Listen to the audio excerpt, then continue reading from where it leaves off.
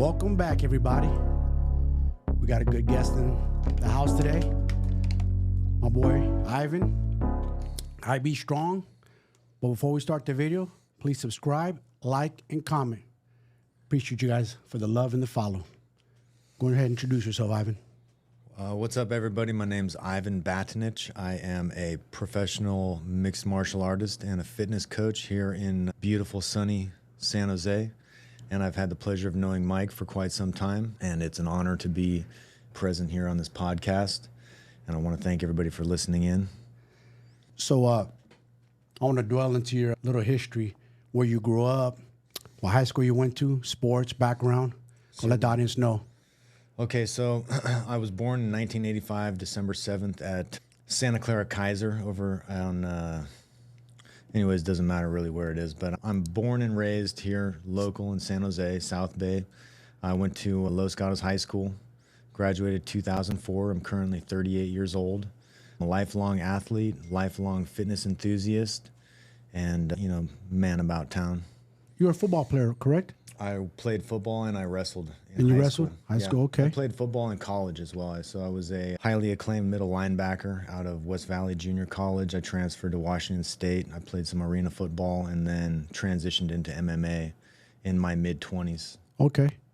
But I wrestled. I had a wrestling base. I wrestled since middle school. So check this out. Give you a little backstory on Ivan.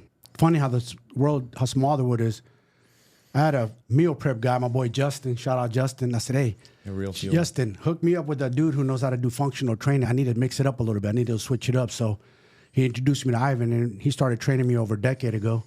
Right. I was just saying how fast the time goes by, man. That was just like this, snap your finger. Here we are like 10 plus years later. At least, yeah. So that was a pretty interesting time in my life. I mean, I met you. I was independently contracted personal trainer. This is what I've been doing my entire adult life as my income outside of bouncing and private security work. But one thing led to another. I connected with Justin. Justin connected me to you, and then here we are 15 years later. Isn't it funny, the universe, the way it works here? Who would have thunk it would have been doing a podcast this many years later? And what's crazy is I want to give you a shout out, man, because you helped me through a dark time. Is a little bit after you started training me, my mother passed away. August of 2014. It's going to be 10 years this year. And I remember I told you what had happened, and you're like, you want to take a break? And I said, nah, man, just keep training. I need to keep my mind sharp. I know myself. I'll fall into a deep, dark depression, and I'll start doing some crazy shit, so I didn't want to do that. So shout out to you. Kept me going strong mentally. Thank you. And I can empathize with that. See, I've had tremendous loss that I've experienced as well, and then fitness has always been an outlet to help keep me going forward, self-improvement.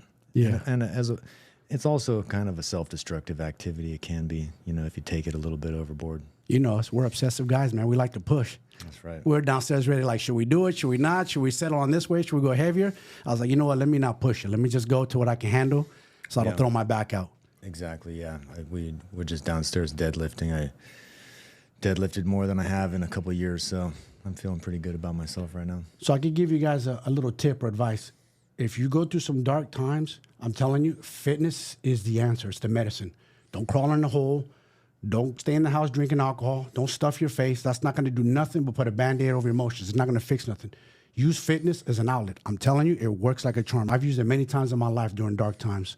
That's right. Take it out on the weights. That's it. Take it on the weights, man. You'll feel better. Not only will you feel mentally, you'll feel physically better too. You know what I mean? Yeah. It's the number one under-prescribed self-improvement, for your mental health. If you go to the gym, get some workout, get a little bit of an endorphin dump, you're going to feel in a better mood. You're going to feel physically better.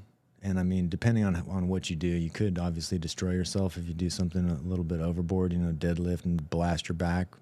But generally speaking, you're going to leave the gym feeling better than how you came in. 100% true.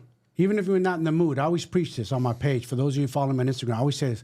Doesn't matter if you're not in the mood, if you're tired, you're angry or sad. Once you go to the gym and you take it on the weights, take it on the workout, you're going to leave that place that much better, that much happier. Like you said, you're going to get an adrenaline dump, dopamine dump, all the above. You just feel accomplished, like you did something. Well, you did. You literally did. You put in work. You have improved yourself. You've created new bonds, new neuromuscular bonds, and changed your outlook from that moment forward. I mean, you can make yourself more depressed by drinking alcohol, taking in depressants, or you can do something to be uplifting. I've been self-destructive in the past. I've used drugs. I've used alcohol. I try to mask pains and things I was going through. I told you earlier, recently I gave up weed. Halloween night last year, cold turkey, it just felt like it was holding me back, and just one of those things I didn't need anymore. It's just I was fooling myself, and there's been a big debate online about is weed a drug or is it addictive? And so many people come from me and say, it's not a drug, it's not addictive. I'm like, it is, man. I went through withdrawals for damn near a month, cold sweats every night. My wife can attest to that. Yeah. See, I've, dabbled.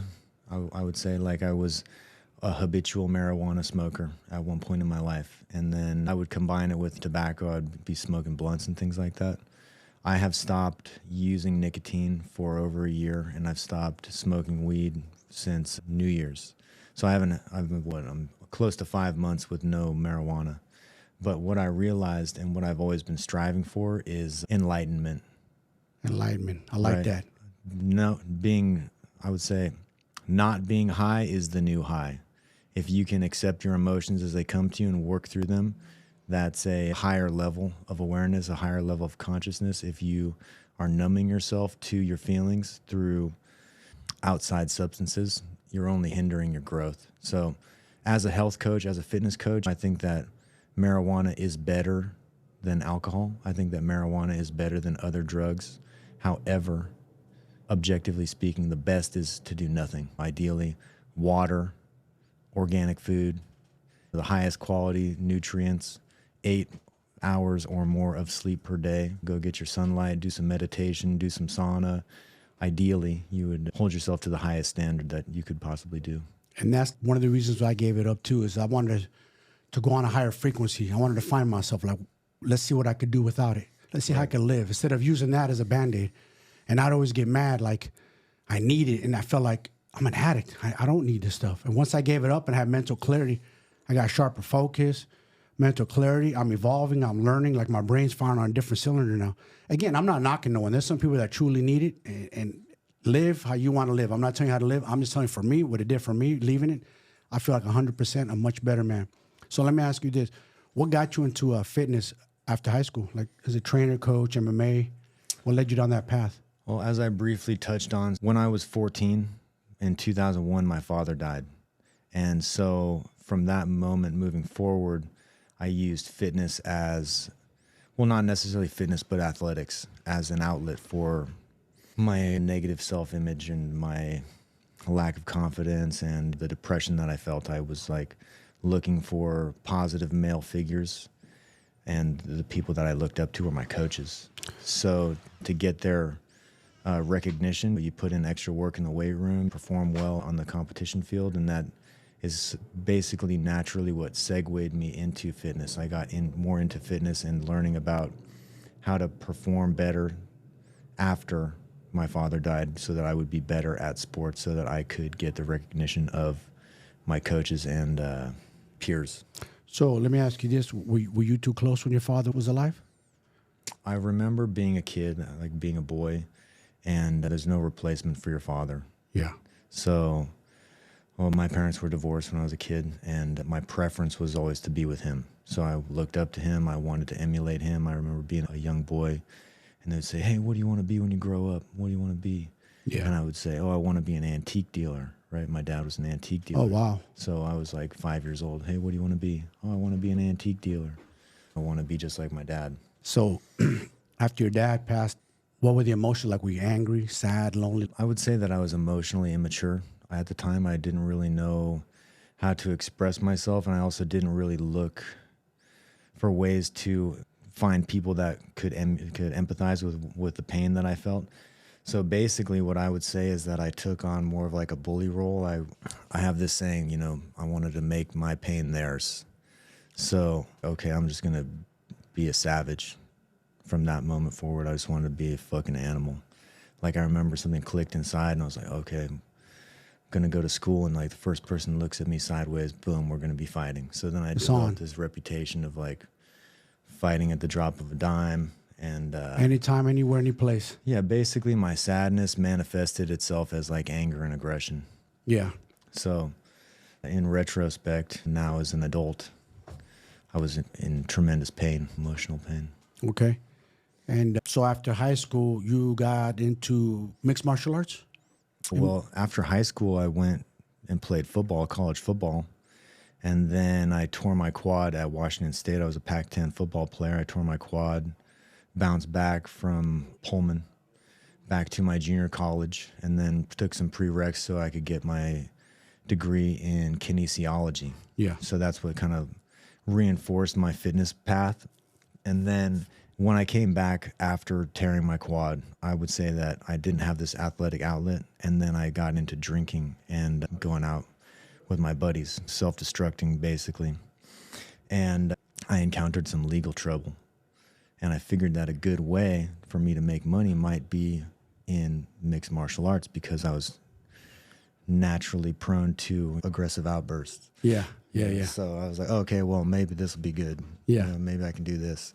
So I got into mixed martial arts. I went to AKA, American Kickboxing Academy. I was maybe 25 when I really accepted that that was something that I wanted to do and took it more seriously. But Yeah.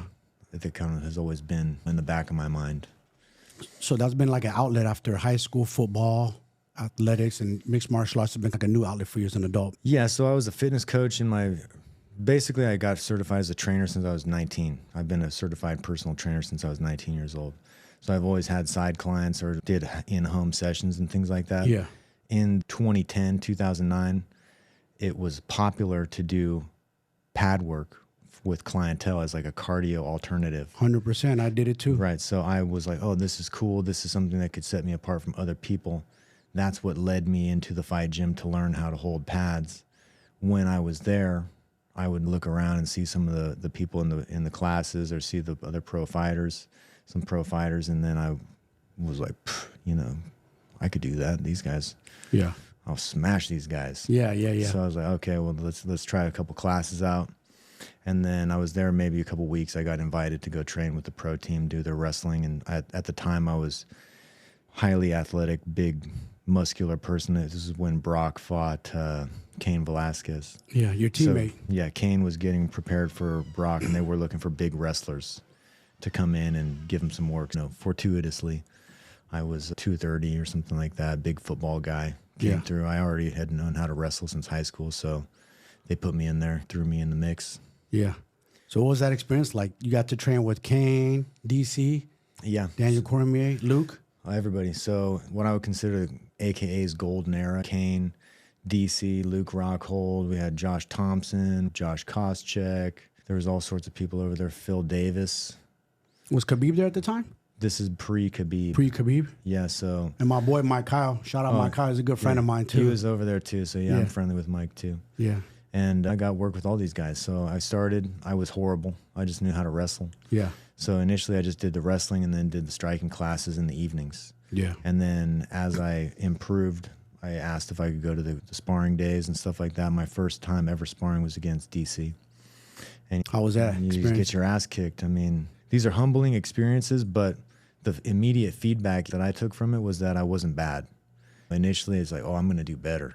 Yeah. I didn't get discouraged. I knew that I wanted to do better. I wanted to perform better, and that I had more ability than what I may have shown in the session. Yeah. So my first time I sparred DC, that progressed. I became like a regular sparring partner with him when he fought Jeff Munson, when he I remember Jeff Monson. won Yeah. the Strike Force Big old Grand Prix. jiu-jitsu dude. Tatted Yeah. up. Yeah, and then I Big old monster. was one of the main sparring partners when Luke fought Tim Kennedy in the Strike Force. So this is, years and years ago. But Yeah. I got some rounds in with Kane. I got rounds in with all sorts of people, famous people. Todd Duffy. I know Todd. It's the homie. Shout out Todd. He's trained at my academy too, CSA, a few times. Yeah. And I've been over there too. Been all around. Yeah. So we talked a little bit. You said you were a bouncer. Where did you bounce at? Because I was a bouncer as well. Tell us some stories about your bouncing This life. is pretty funny, right? I got into bouncing, right? So initially I was talking about some legal issues. So Yes. I used to be a Long Island iced tea type of drinker. So Me too, when I used was to young. just drink like 3 or 4 of those things. Oh, dangerous. And so I was with my buddies out at this bar. It's closed now. It's called Tres Gringos. I know Traces, downtown San Jose. Right. So we were outside. One of my buddies got into some kind of altercation inside. He comes out all bloody face. And then this is basically at the heyday of me going out And we were approached by the people who were inside, and one thing led to another. I ended up knocking this dude out. Bam, flatlined him on the concrete. Yeah. He hit his head on the concrete, and I took off running. Yeah. And so there I am over here on 2nd Street. So I was running, bam, put the moves on this cop, gave him the shakes. He fell on the floor, and then I kept running. I ran into a whole group of cops. Oh, man, especially downtown after the club. For those of you who know, after the clubs let out, especially that area that he was talking about, literally the whole force of San Jose be downtown just cleaning up, checking for drunk drivers, checking for idiots coming out of the club. It was just like the wrong place, wrong time to get in a fight is after the club lets out. So I basically ran into a trap, ran right into him. So I got arrested that night. But did they tune you up? No. Oh, okay. They lucky. I mean, I was wearing some black Nike socks. They were making jokes about, he ran because he's wearing his Nike socks. It's like, okay. He thought he was fast. He was wearing Nike socks. But yeah, so in retrospect, this is probably the best thing that ever happened to me because I was wild, no accountability. And even though maybe I was defending myself in that circumstance, I deserved it for some other things that I had previously done. So that's actually what got me more into making a life change. And since that point moving forward, I haven't been much of a drinker. That was like a wake-up call for you. 100%, yeah. I got in some serious legal issues with that. Did you have to serve time? No. Luckily enough, I just went to jail overnight and then bailed out, and then it was expensive. Yeah. I would say if I was going to advocate to anybody, just do your time, wait till you get released or whatever. Don't spend your money on getting bailed out. It's sometimes a waste of money. You might just want to I agree. Hire your attorney and get your attorney to get you out before spending any money on the bail. Yeah. But moving forwards, that was a big wake-up call that got me into finding alternative activities on my weekends. So that's how I picked up a bouncing job. Okay. Yes, I went to this place, Pearl. I don't know if you remember Pearl. Pearl. It rings a bell. It's over on the corner of 1st and Santa Clara. Anyways, this lady, Jenny Stokes, she's Jenny. Locally famous. Yeah, I know Jenny. I worked for her, Club Wild. Yes, yeah. I worked at one of her clubs. I know Jenny. So I've been working on and off with her for maybe 15 years. Yeah. And that was my first bouncing job.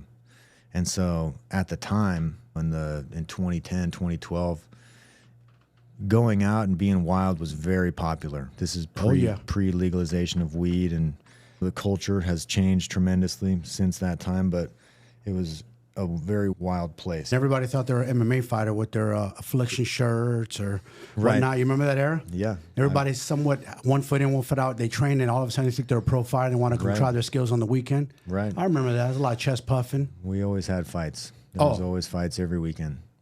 Throwing people out, big 80-person brawls. Let me ask you this, because when I bounced for Jenny at Club Wild, it was around early 2000s, man. And she had Asian night on Thursdays, bro. Oh, yeah. And I remember Asian night. We always knew something was going to pop off. There's always Asian gangs in there. Always. And they brawl in packs. You know that. Yeah. Did she have Asian nights at the club too? Where you guys were? The bar was actually primarily known as the Asian spot. So there was always affiliated people up in there. Yeah. Yeah. A lot of fights broke out, huh? Oh, yeah. Did you leave unscathed? Because we had a few guys go to the hospital. One guy almost lost his life. He broke his leg. They gave him medication. Come to find out, the reason he almost died is his body was allergic to that medication. So he had a heart attack or something crazy happened to him in the hospital. Yeah, I mean, knock on wood, my entire time being a bouncer, I have been threatened with somebody saying they're going to meet me afterwards or say that they are going to hurt me. But nothing bad has ever happened to me. I've been punched or whatever, but that doesn't really count. Did you work with Marcus? Yeah, Big Marcus. Oh, Big Marcus. That dude was crazy, man. See, I thought that he was dead, but he's alive. I just seen a sighting. He's like Bigfoot, right? Yeah. He was over there, I guess, at the expo. Was he? Yeah, he was the security for Ronnie Coleman. The last time I saw Marcus, for those of you guys know, this guy's a monster. I saw him in San Francisco. I was actually with my wife. We were partying for Halloween, and I can't remember. It was a famous picture from the Giants at Latin dude. They had just won the championship, and Marcus was bodyguarding his table. Yeah. That's the last time I saw him. They call him Beyond Normal. If you guys want to check him out, you can find him. He fought Butterbean and he fought Chemo. You can check him out. He's massive. Massive. And let me tell you, I love that he was on our side, because when big brawls, fights broke out, that dude would be throwing bodies around. Yeah. He was a wild dude. So tell me a little bit about your MMA career. How was it like sparring, training around all those big names? Because there's a lot of big names that came out of American kickboxing account. You guys had a lot of champions. Yeah. It's a famous gym in the MMA world. I got into MMA in 2011. I started competing amateur fights in 2012. I had an undefeated amateur career. I fought R.I.P. Myron the Hitman Smith, who I heard of him. Recently shot over there in the East Bay, but R.I.P. He's a good dude. So that's who I had my first amateur fight against in 2012. I beat him by split decision.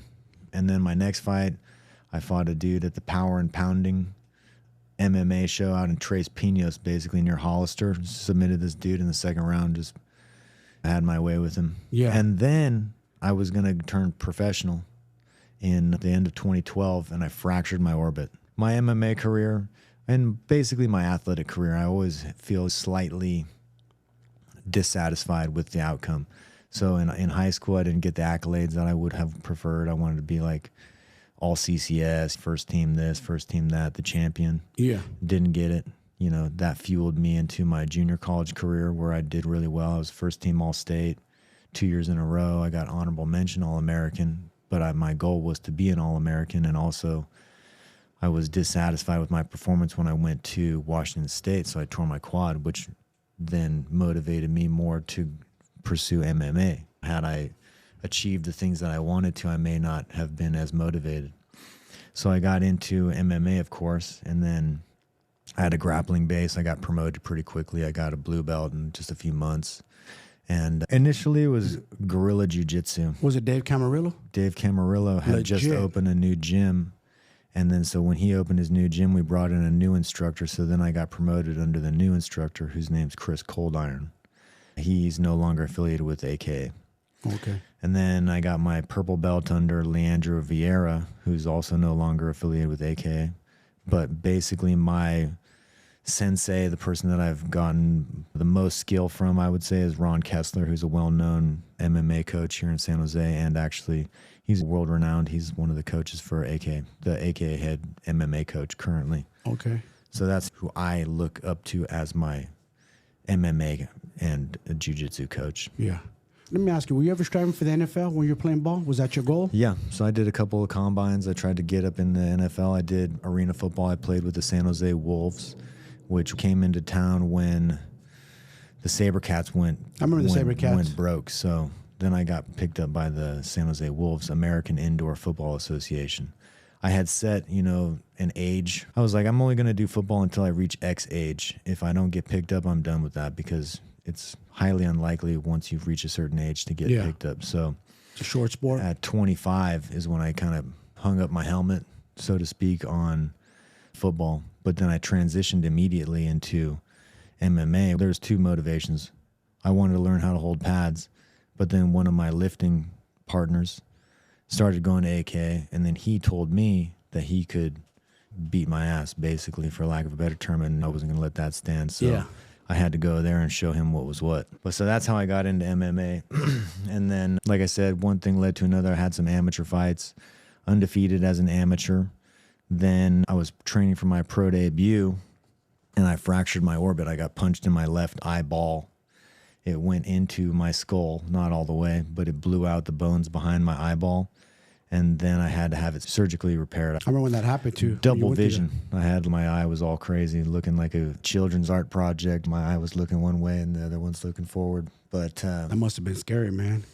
It was really scary because I didn't have health insurance at the time, so I had to jump through some hoops and get some health insurance. And then I got the surgery 29 days after the initial injury, and you're only supposed to get this surgery done within 30 days. So I jumped through all these hoops, got approved to get the emergency surgery, and then was back to my activities within a few months of that. Yeah.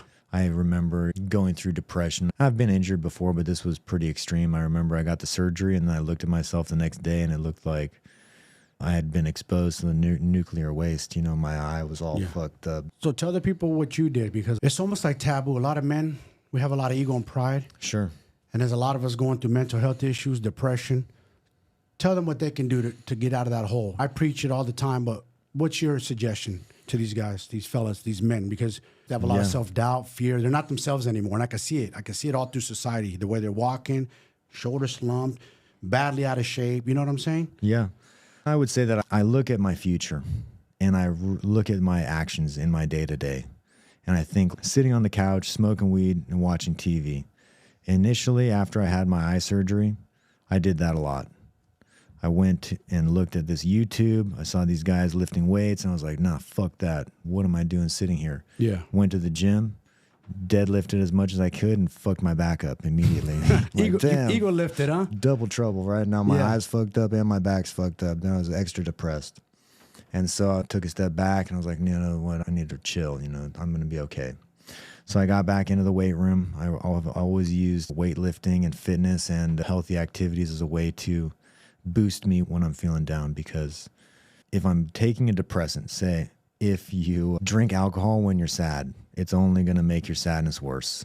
Facts. If you dwell on your problem as opposed to the solution, it's only going to make the problem bigger in your mind. You know, oh, I'm a loser, oh, I'm this, oh, I'm that. If you think of the potential that you possess, you have the ability to change your future through your daily actions. So when my dad died, I spent hours and hours and hours in the weight room, hours and hours and hours manifesting my future, thinking of who am I going to be in the future.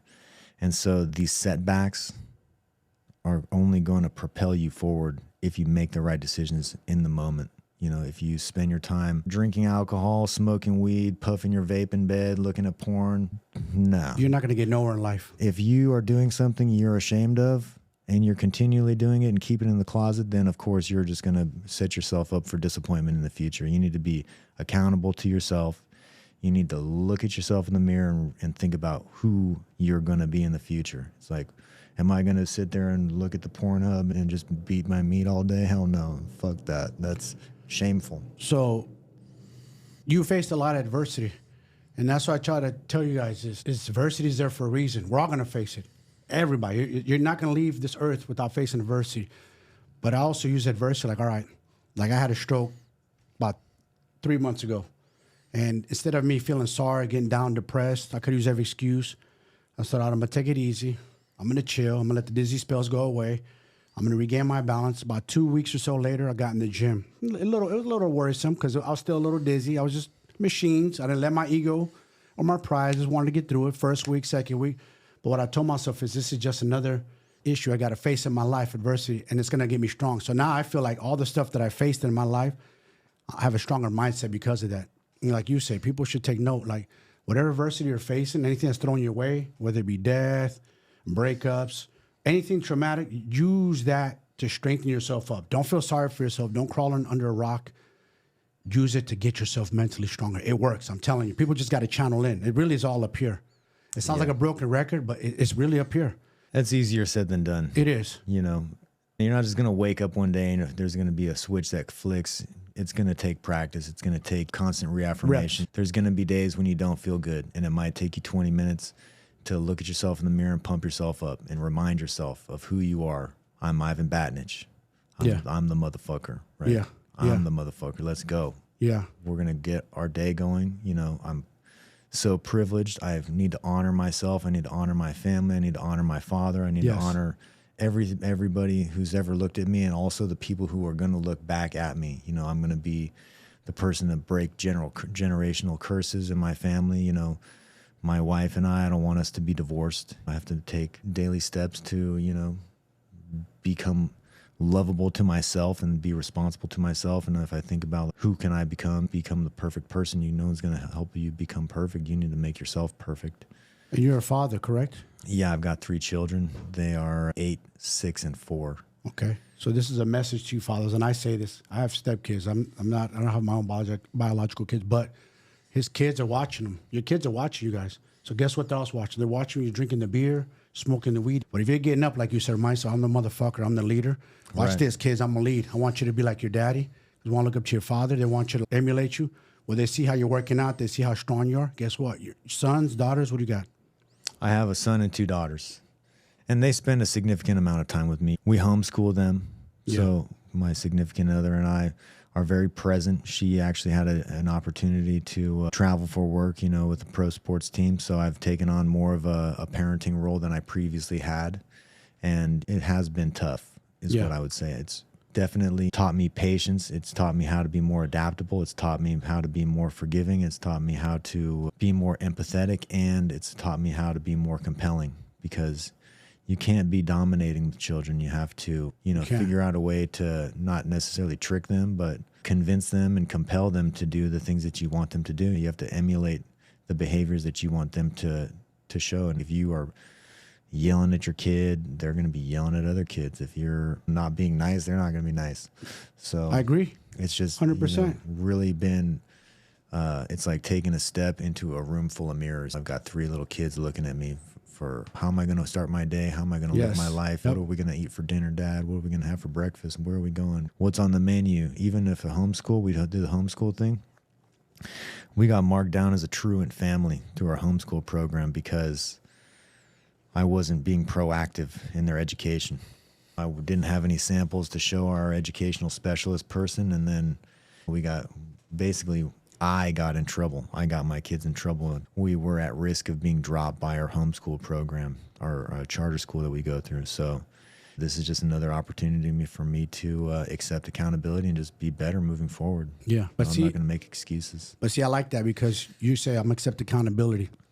I'm going to step up as a man. I'm going to take it on the chin. I'm going to do better. Because there's no blueprint to life. There's no blueprint to fatherhood. You just know what you want your kids to become. And I remember seeing your son at the gym while you were training and working out. I'm like, see, that's a good example. He's seen dad work out. He's seen him train people. Chances are he's going to want to be in the fitness and work out. Yeah. Because today's kids, what I see is atrocious. These kids today are, however, I don't know what their parents are doing or how they're feeding them at home, but it's like they're not very physical, like how we were growing up.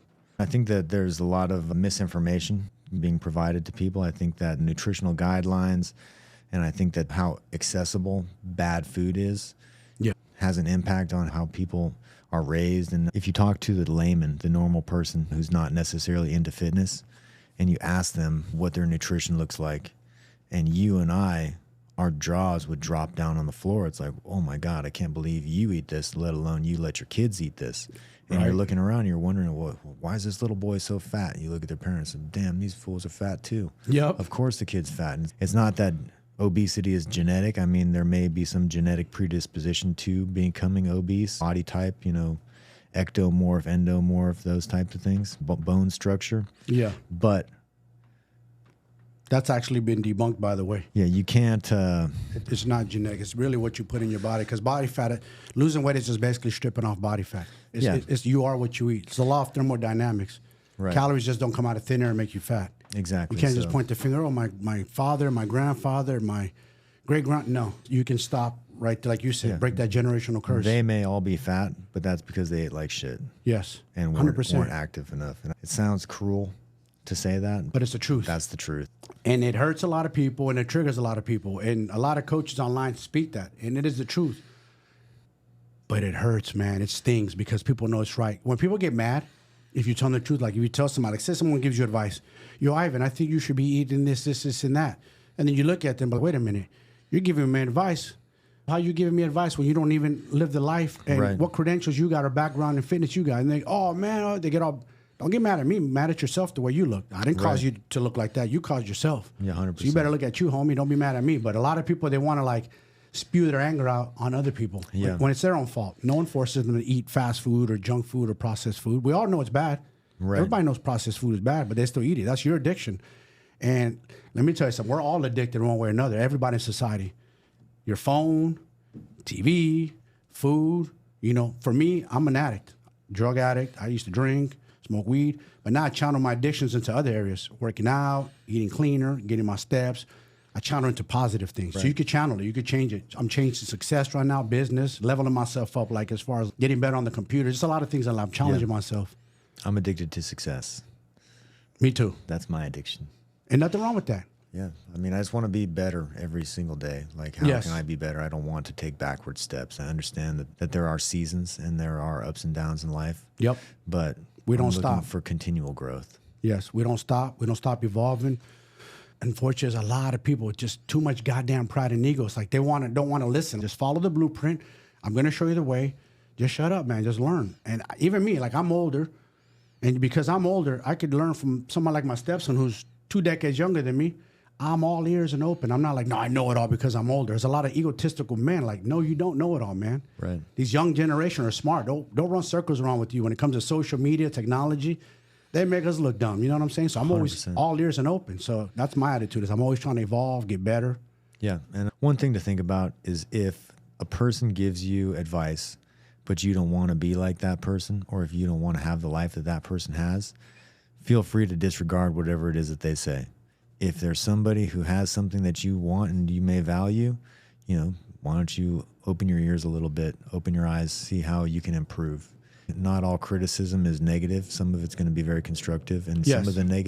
some of the criticism that you hear that initially may seem negative or that triggers you, Yeah. is the advice that you need the most. Yeah. I used to get like that too. Sometimes my wife would give me advice like, just do better, post on social media. But I have to put my ego and pride aside. I got to get better. She's right. I got to be open. Yeah. If I want to be a millionaire or billionaire, my client Mauricio Mejia, shout out to Mauricio, I'm going to go talk to him and find out, hey, what are you doing, bro? I'm not going to go to the 7-Eleven, but like, yo, homie, the dude drinking the 40, what'd you do to get here in life? Exactly. Didn't do shit. If you want the recipe and blueprint to success, you have to surround yourself with those people. You have to seek their advice. You have to seek their mentorship. You have to be open-minded, you know? 100%. You can't be closed. Too many of us these days are closed-minded. We think we know it all. We don't. I went to you because I wanted to learn something different. I know how to bodybuild. Yeah. I've been there, done that. I'm a decade older than you. I came from the 90s scene. So when Well, I remember you being a trainer yourself. Yes, and I I was remember also a trainer. seeing you at 24 on Santa Teresa. that's correct. Well, your wife worked. I don't know if she ever. She used to worked work out there. Worked out. Yeah. I'm sorry, because she had a friend at the front desk. That's how I knew. Oh her. yeah, that's right. So small world. Yeah, but I used to see you every once in a while training clients over there. And when I saw you, I was like, whoa, what happened to the trainer dude? Got out of shape or whatever. But I understand. It's like life has seasons. You get distracted. It's easy to get distracted. And it does take some humility to seek out a coach, especially when you already do know how to get fit. Yes. Like myself, I prefer to work out in a group. You know, having people there to meet me at a certain time helps to keep me accountable because I don't always feel like working out. No, we never do. I That's don't what people don't always feel understand. like waking up. Nope. Having clients there in the morning helps to keep me accountable, helps to keep me healthy. I mean, the only reason that I'm up at 5 in the morning is so that I don't flake out on my clients. Otherwise, I may not be up that early. I may not be doing these things. Like having other people to be accountable to has helped propel me forward. Yeah. No, I like that because same thing with me. Every day, I force myself, 4 a.m. wake-up call. I don't have to get up. I don't have a boss to answer to, but I like to get up because I know it's hard, it's challenging. I'm trying to do everything that's going to elevate me in life because I know I can't be comfortable. Advice that I always hear from is Joe Rogan. He said something today. He goes, I do 25 minutes in the sun at 190 degrees. I took a Carlson on, and Tuck Carlson was like, wow, why do you do so long? Because he's like, I used to do 20 minutes. He told Carlson, because it's hard, it's challenging. Right. I got to do the hard things every day. I have to do the cold plunge. He goes, I absolutely hate it. He's right. I do cold showers every morning too. So it's like, I hate it. I'm trying to talk myself out of it. And I tell myself, get your bitch ass in there and handle that. I have to talk to myself, self-talk. It's only 3 minutes. 3 minutes. I got to knock it out. I'm not going to die, but it's still challenging, and we have to hold ourselves accountable.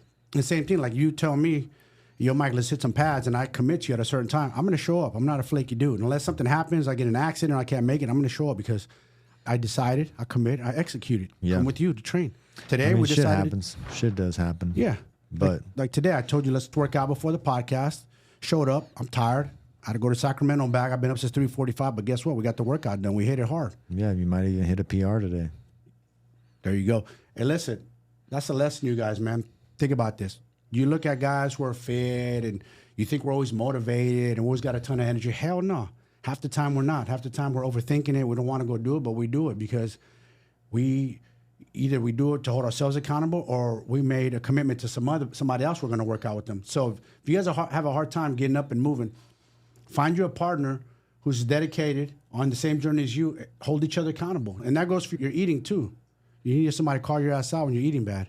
100%. Because Yeah. if I didn't have my wife, I'd probably be eating like shit. She taught me that it's humbling. I had to ask her for help to teach me the game of macros. And now I pretty much master. I know how to play with the numbers. Yeah, to be the master, first you must be the fool. Yeah, I like that. I like that. And like you said, it takes a lot of humbling experience to ask for help. Like, again, I didn't know much about functional training, so I sought out your help. I was like, I want to learn something different. So I was like, I'm going to hire this dude. I like this kind of training. Something different. You know, it's fun. Sure. It was hard. You pushed me, man. You pushed me to new levels, and I was like, damn, this is hard. This sucks. Well, yeah, I didn't like it some of the all times. sorts of stuff, climbing the rope and Oh my doing God, all you remember sorts of that? crazy stuff. He used to push me. Sometimes I hated it. Sometimes I didn't even want to go. I'd look for an excuse like, damn, should I call him a flake? But nah, committed. I can't do that. That's not in me because I know once I do it, I'm gonna feel much better, accomplished, and happy I did. And I know each time I do it, I'm gonna hit that little level. I'm gonna grow a little bit. And that's the thing is, people embark on their journey, and the minute it gets hard, they already quit. Yeah. Or they tell themselves, oh, it's too hard, I can't do it. How do you know? You ain't even tried. Why are you keeping that beast locked up inside? Let that beast out. That beast wants to come out. That warrior wants to come out. But too many people have that warrior locked up. They don't want to let it out for some reason. Yeah, I know what you mean. It's hard to accept that you're not as good as you thought you might have been. Yeah, true. The feedback where you have to accept, like I saw this thing today that said, it's not imposter syndrome, you're just not good enough yet. That's facts. You might be struggling with your self-image, and if you look around, you're like, oh, I'm not good. And it's like, well, you look around, you're not good. You're not good yet. Yet. It could be better. Yes. You know, you got to accept it sometimes. And I tell this to all you guys, everybody's chiseled and ripped. Everybody, every single person on planet Earth. The problem is you're covered in body fat. And the problem is you're stuck, you're a prisoner in your own mind. You already tell yourself you can't be that person. Yes, you can. And another thing I want to say, another humbling experience is when I was 32 years old, I was a trainer at 24 Hour. And there was a friend of mine named Lynn, an Asian dude. And I was like, and I seen that he was doing Muay Thai. And I said, hey, where do you go do Muay Thai at? He's like, I go to this school. I said, I want to learn Muay Thai. I love it. I want because there's something new. I just knew how to lift weights. I want to know a skill. And it was, let me tell you something, it was humbling, to say the least. I didn't know nothing, how to throw a kick, barely a punch. I did a little boxing, but I was so stiff and muscle bound. Yeah. And now here I am, 49 years, give or take 17 years on and off. I'm still doing it. I love it. It's just, you know what I'm saying? I love it. I'm still learning. I'm not a know-it-all. I'm still learning. I'm still trying to get better at it, evolve at it, and just master it and hone the craft. That's also what has motivated me to continue with martial arts for so long. I obviously became a professional martial artist. Yeah. And you can never perfect everything. You might have things that you're better at or more predisposed to, but it's like a multiplied Rubik's Cube. You can always improve certain aspects of your game. You can always continually improve. If your grappling is good, go work on your striking. Yes. If your grappling and your striking are good, go work on your wrestling. Go work on the transitional drills. Oh, you know, those things aren't that great. Okay, go work on your conditioning. There's always something to improve upon. There's always a way that you can get better. And so that's been something that has really captivated my imagination and my mind ever since I got exposed to it, because initially I was a football player, which I think of as like a linear activity. You know, you're going to go blast this person, you're going to work out you're going to go run for 3 or 4 seconds, you're going to go tackle the guy. You know, plays over, do it again. Yep. And then this martial arts, it's like, oh, it's a 5-minute round. And then there's all these different components and ways that you can fuck it up. You cannot be conditioned enough. You cannot have good enough nutrition. You could have fucked up your weight cut. Your grappling could suck. Your striking could suck. Certain aspects of your game can be better than the other person's game. And how are you going to set up the match to where you can be successful? Yeah. It's like a chess. It's like human chess, basically. It is. It's crazy because, like you said, you could be the better wrestler, jiu-jitsu dude, but once you step in that cage, like, yeah, you're better than your opponent at those two things, but if your opponent can keep it standing and he's levels above you in striking, you're going to be in trouble. We've seen it time and time again where fighters get exposed, like, oh, my God, this fighter's levels below this fighter in striking. Yeah. He can't take this guy down. Yeah. We saw Anderson Silva. He was going through everybody. No one could take him down. Yeah, that was, I mean, you remember what he did at Forrest Griffin? Huh? Oh, man. Went right through him like nothing. And and he was 20 pounds heavier for that fight, 205. Right. He went from 185 to 205, made it look like easy work. Yeah, crazy.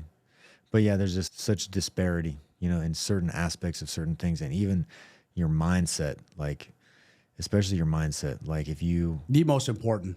That's why I respect fighters the most. I never really like... I have some celebrity like band crushes that I like to be like Al Pacino, Sylvester Stallone, Arnold, some guys that motivated me. Arnold, Sylvester Stallone are my motivating factors to get jacked. I saw them on the screen. But I've always admired fighters, man, the mindset that you're a warrior, stepping in the ring, you're stepping in the cage. That's why I love Muay Thai, I love MMA, boxing. Like, these guys are true warriors because the training in and out, I see what you guys go through every day, the grueling, what people don't see behind the scenes to get to that fight. Just the training itself sometimes is harder than the fight. Every single time. Yeah. Yeah, every single time. To do it day in, day out, Actual every thing day. is different. And it's much different than, say, a street fight. A street fight might just pop off unexpectedly. Yes. But if with a fight you have a contract that you sign, you prepare for it, you know exactly who you're going to be doing it. And every single time that you think of it, your heart rate increases. You become a little stressed out. And so you have to like figure out ways to calm your nerves and refocus your energy. Of course. And turn your self-doubt into motivation. You have to turn that inner critic. You got to go shut that inner critic up about not being good enough and questioning whether or not you put enough work in. There's so many components of martial arts that has, like I said, captivated me, especially what I'm confronted with, because when I fight, right, every single time I've done it, I learned something new about myself. And so some of the things I've learned about myself are negative. Like I know that I'm afraid when I go in. I know that I feel fear when I think about the fight. Yeah. I know that I want to find an easy way out, and being able to overcome my inner coward and being able to overcome my complacency, you know, this weakling, this person that I know is inside me, but I don't want. Being confronted with these things. I know what you mean. Has definitely changed my own perception of myself, because it's easy to sit, or it's easy to lift weights and watch on TV and think, oh, that guy's a pussy, he got knocked out. You know, ha, ha, ha. Oh, yeah. It's easy to be on your couch, right? Right. Talk shit. But actually being in there and then getting confronted with these emotions and these feelings. Oh, yeah. And I just done some baby smokers. I remember feeling the nerves. I remember my stomach turning and feeling nervous. And like, I've been in tons of street fights. I never got scared. Well, why am I so scared now? I think a lot of times for me, too, is just performing. Am I going to perform or freeze up? Yeah. Because I've seen a lot of fighters freeze up, too. And people don't understand. Fighting, they say, they throw a number out there, but I say it's like 90% mental, bro, at least. I would say even 99% if mental. If not higher, yeah. Yeah, because you can go in there and look great on the pads, look great on the bag, look great in the sessions, but if you go inside the cage, you're killing the gym. In the actual competition and you suck it, what happened? Oh, I had a mental breakdown before walking in. Yeah. My inner coward took over. And that's what some of you guys don't understand as fans is when you see your favorite fighter and then you see something happen unexpectedly, damn, he doesn't look like himself. Like, what's up with him? He didn't fight to his best. You don't know what he went through personally. You don't know if there was some trauma. You don't know if his head was in the game. You don't know what it was, because with fighting, there's a lot of shit that goes on in your personal life, and sometimes that could affect. I have a personal friend. I don't want to put him on blast, but he could have went a lot further in his career, but he had a lot of personal shit on in his life where he didn't give it his 100% all. Yeah. I think you know who I'm talking about, but I think it's everyone. I think if you can't, focus your energy and silence these other outside influences, or like at least set the people up around you in your life to be supportive. Yes. Then they cannot be supportive of you doing it. There's no way. Yeah. I think that it's such a privilege. And if you negate the privilege, you don't respect it and value it, respect the game. You got to respect the game 100%. Like if I don't train, I'm not going to fight. If I'm not training consistently, there's no reason for me to be fighting. Yeah. Yeah. I like what Dana White says. If you're contemplating retirement or you're 1 foot in, 1 foot out in this game, don't step in here. You're going to get eaten alive, because that next guy might have gave it 100%. He's going to be fully committed, fully ready. Right. You're giving it 50%, forget about it. He's going to run right through you. Yeah. Well, Ivan, it's a good story, man. Appreciate you having on the pod, brother. Yeah, well, thank you so much for having me. Hopefully we can do it again. Yes, sir. And again, I'll put up my handle, put up his handle, follow us. Mike's Classics and more on Instagram. You can check me out at Ivan Batinich MMA or ivanbatinich.com. What's the name of your gym here in San Jose for the locals? Oh, we got a boxing boutique. It's located 394 Barack Obama Boulevard. You can find it boxing_boutique. There you guys have it, man. Peace.